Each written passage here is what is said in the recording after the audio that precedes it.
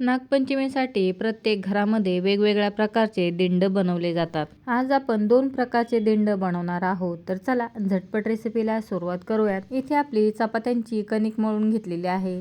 या बाउलमध्ये ओलं खोबरं आणि गूळ याचा चव बनवून घेतलेला आहे, म्हणजे उकडीच्या मोदकमध्ये जे सारण भरतो ते बनवलेलं आहे। तुपामध्ये किसलेलं ओलं खोबरं, गूळ, खसखस आणि वेलची फ्राय करून घेतलेली आहे। दुसऱ्या बाउलमध्ये पुरण करून घेतलेलं आहे। तर मी इथे मूग डाळीचं पुरण वापरलेलं आहे। मूग डाळीचं पुरण बनवायला सोपं असतं आणि पचायला सुद्धा हलकं असतं। मूग डाळीची पुरणपोळी याचा फुल व्हिडिओ आपल्या चॅनलवरती पोस्ट केलेला आहे आणि त्याची सुद्धा लिंक इथे डिस्क्रिप्शन बॉक्समध्ये दिलेली आहे। शेवटच्या बाउलमध्ये सुकं पीठ घेतलेलं आहे। तर चला इथे आपल्याला छोटीशी पोळी लाटून घ्यायची आहे। आपण नेहमी घरामध्ये ज्या पद्धतीने चपाती बनवतो त्या पद्धतीने चपाती बनवली तरी चालेल। फक्त चपाती लाटताना थोडीशी पातळ लाटायची आहे, खूप जाड चपाती लाटायची नाही। बऱ्याच जणांच्या घरामध्ये नागपंचमीच्या दिवशी तवा ठेवत नाही किंवा फोडणीसुद्धा देत नाही, त्याच्यामुळे या प्रकारचे दिंड आणि गव्हाची खीर बनवली जाते। तरी ते आपल्या नेहमीच्या चपातीपेक्षा थोडीशी पातळ चपाती लाटून घेतलेली आहे आणि त्याच्या आतमध्ये ओल्या खोबऱ्याचं जे सारण आहे ते भरून घेतलेलं आहे। हाताने थोडासा चौकोनी शेप द्यायचा आणि या पद्धतीने फोल्ड करून घ्यायचा आहे। आता आपण मध्ये सुद्धा थोडंसं इथे सारण भरणार आहोत, त्याच्यामुळे दिंड छान सुद्धा लागतात आणि दिसतात सुद्धा छान। पुन्हा इथे सुद्धा थोडंसं सारण भरू शकता आणि या पद्धतीने फोल्ड करून घेऊ शकता। चपाती पातळ लाटायची म्हणजे दिंड खाताना तोंडामध्ये कणकेचा भाग कमी आणि सारणचा पार्ट जास्त लागतो।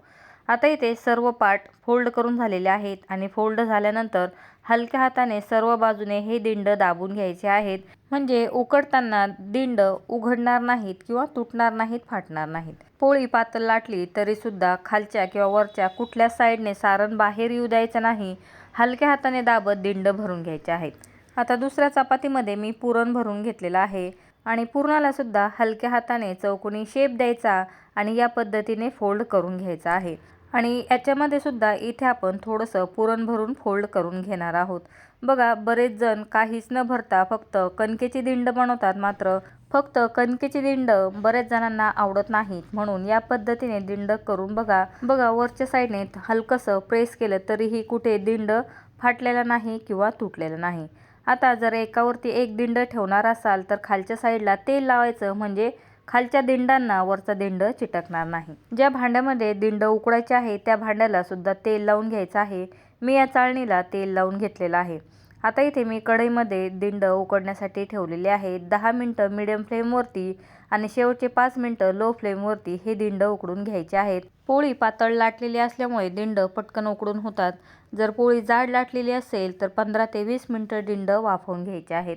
15 मिनिटांनी गॅसची फ्लेम बंद केलेली आहे आणि बघा, परफेक्ट आपले दिंड उकडून झालेले आहेत। हाय फ्लेमवरती उकडवून घ्यायचे नाहीत आणि उकडल्यानंतर सुद्धा बघा, दिंड एकमेकांना चिटकले नाहीत आणि कुठेही दिंड तुटले किंवा फाटले नाहीत आणि शेप सुद्धा परफेक्ट आलेला आहे आणि कलर सुद्धा परफेक्ट आलेला आहे। बघा, मी खाली चाळणीला तेल लावलं होतं म्हणून खाली सुद्धा दिंड चिटकलेले नाहीत।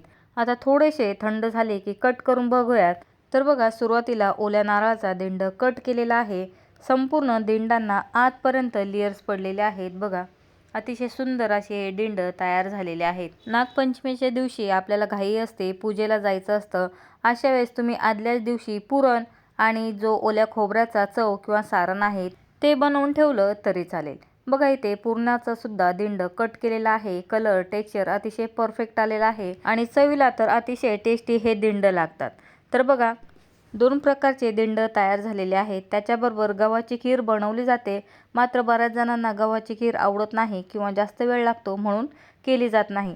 त्याच्यासाठी तांदूळाची रबडीदार खीर याचा सुद्धा व्हिडिओ आपल्या चॅनलवरती पोस्ट केलेला आहे आणि त्याची सुद्धा लिंक डिस्क्रिप्शन बॉक्समध्ये दिलेली आहे।